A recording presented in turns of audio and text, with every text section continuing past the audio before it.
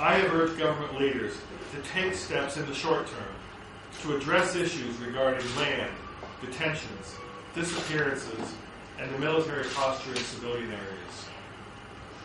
Over the longer term, I have underscored in my meetings the expectations by the United Nations and by the international community that the government will, as it has promised, develop in the coming months a strong framework for accountability that meets international standards and norms and that is seen as credible across Sri Lanka.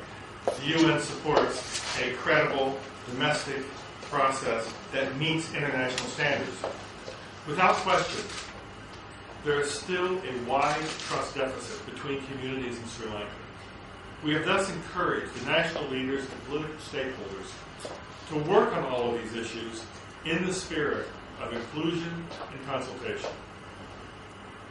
Inclusion requires that all communities be willing to participate in these processes. As requested by Sri Lanka, the United Nations is committed to assisting in the process of accountability and reconciliation through the Peacebuilding Fund and other facilities as appropriate.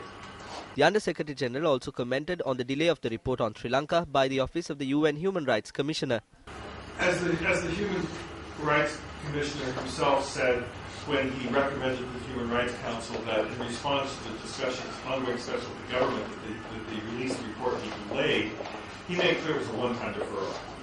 A one-time deferral. If there's ways to enhance the findings of the report between now and September, we would look for ways to actually improve the findings. But the basic report, the basic findings, the basic documentation of that report will be released by the time the Human Rights Council meets again in September.